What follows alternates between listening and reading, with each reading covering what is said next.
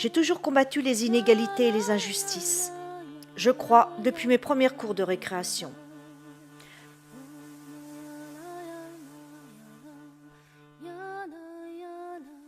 Puis est venue la prise de conscience de l'inégalité entre les hommes et les femmes.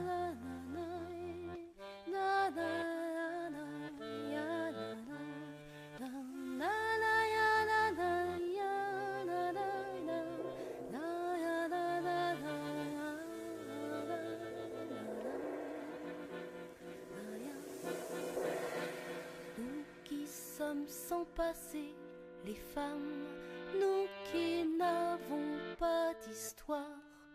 Depuis la nuit des temps, les femmes, nous sommes le continent noir.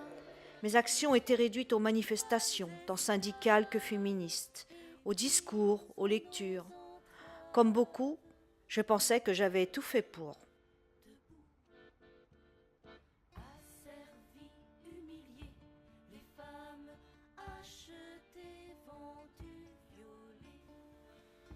Et puis un jour, j'ai fait une rencontre, celle avec une femme en plein désespoir.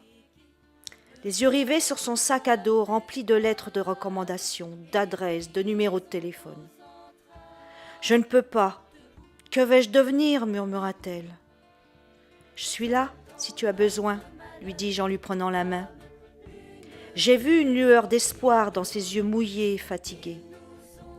Et j'ai espéré très fort qu'elle revienne le lendemain. Le combat était dur pour elle, long, rempli d'embûches souvent, mais nous étions deux.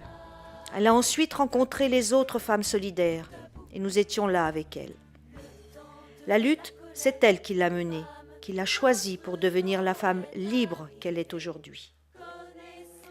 Depuis cette rencontre, je n'ai plus jamais posé mon regard de la même façon sur le monde. Quelque chose en moi avait changé. Des dizaines d'autres femmes ont croisé ainsi mon chemin, et bien plus encore dans les rencontres organisées, culturelles, dans les transports, les filles de supermarché. J'ai appris de leurs récits, leur culture, leur philosophie, leur code aussi.